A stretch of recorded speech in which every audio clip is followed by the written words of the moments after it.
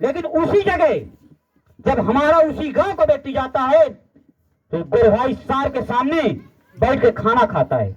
डूब जाना चाहिए सोच के इस चीज को कि हमारा ही भाई बैठ के बराबरी में कुर्सी में खा रहा है और हम उन्हीं के सामने बैठ के जमीन में बिना दसाए खाना खा रहे हैं। अपनी पत्तल जो होता खुद फेंक देते थे और उसी घर में ये लोग अपनी पत्तल वहीं छोड़ के चले जाते हैं।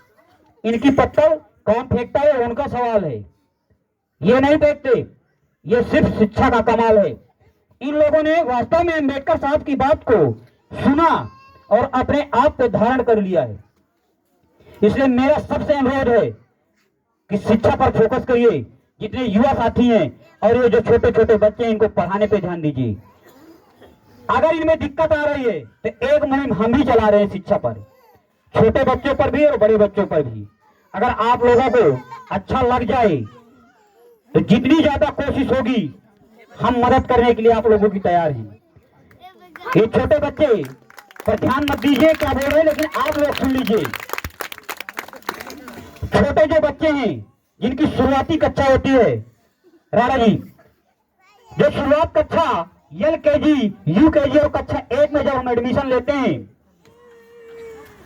LKG और UKG ये हिंदी मीडियम में संभवतः अब सरकार की तरफ से इसका रजिस्ट्रेशन नहीं होता है, कक्षा 1 से हो रहा है।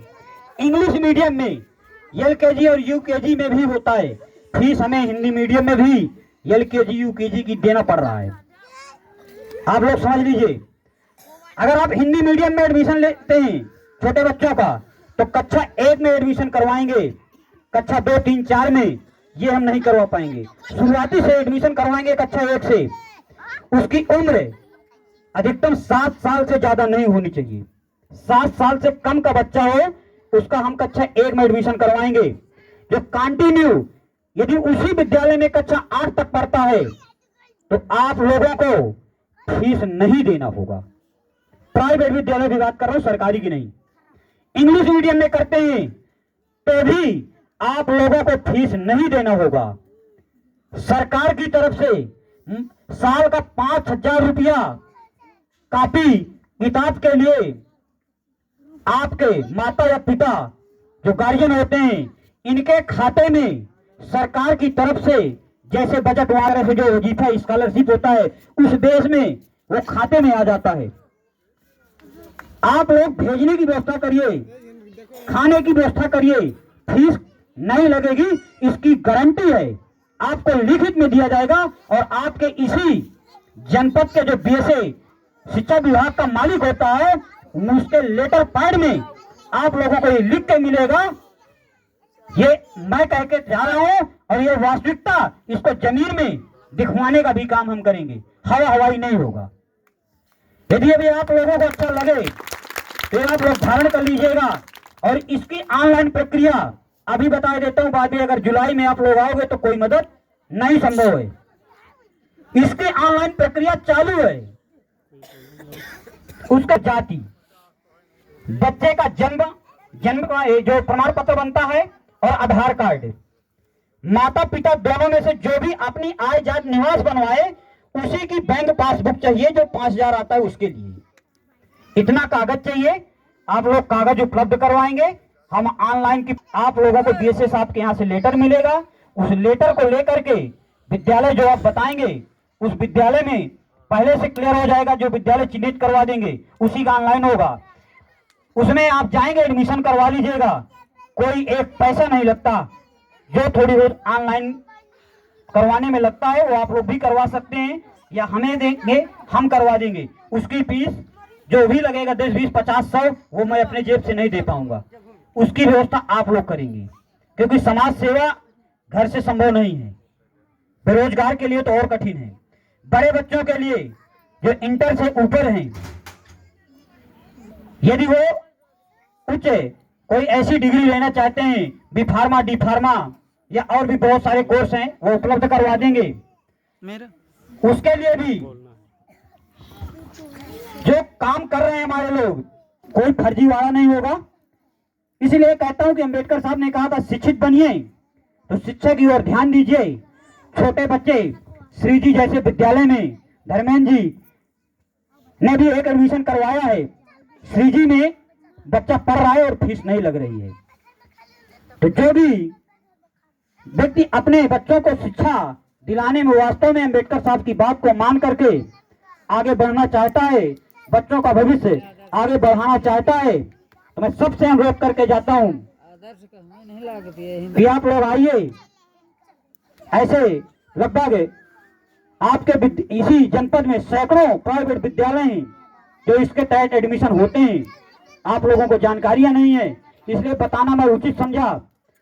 तो अम्बेडकर साहब की बात का पालन करिए और शिक्षा रूपी जो ये दूध है, अभी हमारे भाई कह रहे थे दूध पीना है या शराब, तो जो शिक्षा रूपी दूध है अपने बच्चों को पिला दीजिए। यही आपका और अपना भविष्य तय करेंगे। इन्होंने ये भी बताया कि घंटियां 2 बजती हैं, संचालक महोदय जी बता रहे थे, तो जो 2 घंटियां बजती हैं तो बजने दीजिए, लेकिन 1 घंटी को जरूर चुन लीजिए जो विद्यालय की घंटी है, उसमें बच्चों को भेजने में बिल्कुल ढिलाई मत करिए। मेरी माताएं, आप लोग बैठी हैं, आप लोगों का भविष्य है। बच्चे सुबह जल्दी जग करके इनको नहला धुला करके खाना बना करके भेज दीजिए। मैं देखता हूं हमारी माताएं, अब तो ठंडी आ गई है 8 बजे, लेकिन गाँव में थोड़ा जल्दी जगती होंगी, शहर में 8 बजे जगना चालू है। तो बच्चों का भविष्य बनाइए।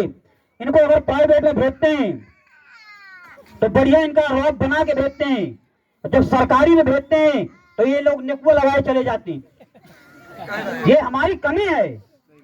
जो अध्यापक और अध्यापिका वहां आती है पढ़ाने, तो हमारे बच्चों को छूना पसंद नहीं करती हैं, उनकी तरफ देखना पसंद नहीं करती हैं।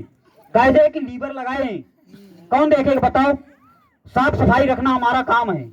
इसलिए मेरी माताओं बहनों से भी ये निवेदन है, अनुरोध है कि बच्चों को जितना अच्छे से भेज सकें उतना अच्छे से भेजिए।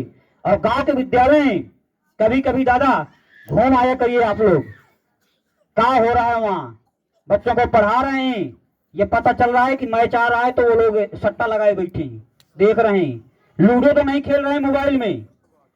तो जाया करिए। गाँव की समितियां बनती हैं, गांव के विद्यालय में एक अध्यक्ष बनता है, कई सदस्य बनते हैं, आप लोगों का अधिकार है। संजय राणा जी जैसे पत्रकार बैठे हैं, कोई कमी है तो भेज दीजिए इनको, फिर देखिए मजा। वो चिल्लाना चालू करेंगे कि दादा बचाओ, ये कौन से मानो कौन ये दानों से भिड़ा दिए आपने, ये हमारा पीछा नहीं छोड़ रहे। और वो अपने बच्चों को पढ़ाने का वो ठेका ले लेंगे, फिर वैसा आनाकानी नहीं कर पाएंगे। संगठित रहने का भी मूल मंत्र दिया बाबा साहब ने।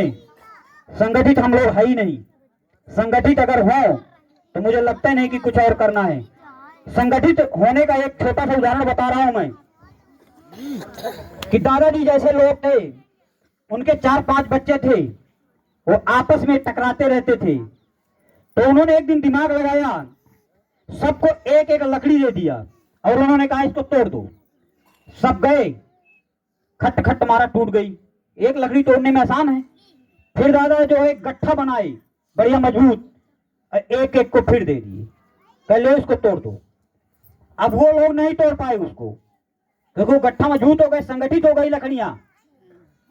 फिर उन्होंने कहा कि पांचों अच्छा मिलकर इसमें जोर लगाओ। पांचों ने मिलकर जोर लगाया और वो टूट गई। तो संगठित होने का काम है। विपरीत समय है, इसमें संगठित होकर के रहना होगा। आगे आने वाले समय में भी संगठित होकर के ही आगे चीजें करना होगा, तभी कुछ संभव है। संघर्ष तो हम सब लोग कर रहे हैं, कोई गांजा पीने का संघर्ष तो कोई दारू पीने का संघर्ष।